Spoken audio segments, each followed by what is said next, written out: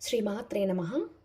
పరమాచార్య స్వామి వారి దర్శనం కోసం శ్రీమఠంలో చెన్నైకి చెందిన ప్రముఖ ఆడిటర్ కుటుంబం కూడా వరుసలో ఉంది.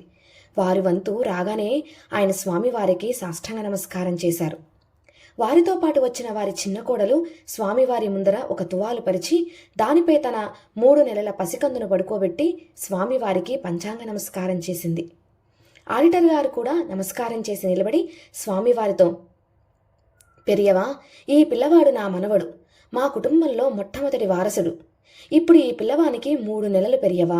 యాత్ర ముగించుకొని మీరు మఠానికి వచ్చారని తెలిసి వెంటనే మీ దర్శనానికి వచ్చాము పెరియవా.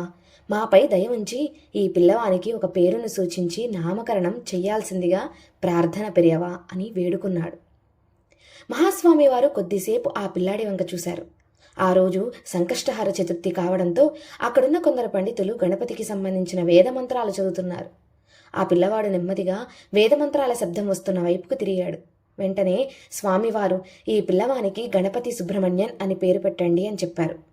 పేరు వినగానే ఆడిటర్ చాలా సంతోషంతో, మాకు చాలా సంతోషంగా ఉంది పెరియవా. ఈ పసివాని పేరు గణపతి సుబ్రహ్మణ్యన్ కావడంతో ఇతని నామకరణం చతుర్థి రోజు జరిగిందని మేమెప్పటికీ గుర్తుపెట్టుకుంటాము. అలాగే సుబ్రహ్మణ్యన్ అన్న మా పేరు మా కులదైవం పళని సుబ్రహ్మణ్యుణ్ణి సూచిస్తుంది. అందుకు మాకు ఇంకా సంతోషంగా ఉంది అని మరొక్కసారి స్వామివారికి సాష్టాంగం చేసి స్వామివారి వద్ద నుండి ప్రసాదం స్వీకరించి ఆ పిల్లాన్ని తీసుకుని వెళ్ళడానికి సిద్ధమయ్యారు. మహాస్వామివారు వెనక్కి పిలిచి, ఒక్క నిమిషం ఉండండి అని, కేవలం ఈరోజు సంకష్టహార చతుర్థి కావటం వల్లనే ఆ పిల్లాడికి గణపతి సుబ్రహ్మణ్యన్ అని పేరు పెట్టలేదు. ఒకసారి గణపతి వస్తే సుబ్రహ్మణ్యుడు కూడా వెంట వస్తాడు, అన్నయ్య వస్తే తమ్ముడు కూడా వచ్చేస్తాడు. అందుకనే నేను గణపతి సుబ్రహ్మణ్యన్ అని నామకరణం చేశాను. అర్థమైందా అని వారిని ఆశీర్వదించారు. 2 నెలల పిదప అదే ఆడిటర్ భార్య, 3 కుమారులు, 3 కోడళ్లు, పసివాడు గణపతి సుబ్రహ్మణ్యంతో కలిసి మహాస్వామి వారి దర్శనానికి వచ్చారు. మహాస్వామి వారి ముందు వచ్చి నిల్చున్నప్పుడు ఆడిటర్ శరీరం వణుకుతోంది. చాలా ఉద్వేగంతో ఉన్నాడు. పెరియవా, మీరు సాక్షాత్తు సర్వేశ్వరుడి. క్రితంసారి నేను ఇక్కడికి వచ్చినప్పుడు నా మనవడికి పేరు పెట్టమని అడిగాను స్వామివారిని. అప్పుడు నేను చాలా బాధలో ఉన్నాను. నాకు 3 కుమారులు. నా పెద్ద కుమారునికి వివాహమై 6 ఏళ్లు గడిచినా ఇంకా పిల్లలు కలగలేదు. రెండో అబ్బాయికి పెళ్ళైన సంవత్సరానికి ఈ పిల్లవాడు పుట్టాడు. పెద్దవానికి పిల్లలు లేకపోవడంతో నాకు చాలా బాధగా ఉండేది. అప్పుడు స్వామివారు గణపతి వచ్చాడు కాబట్టి సుబ్రహ్మణ్యుడు కూడా వస్తాడు అని తెలిపారు.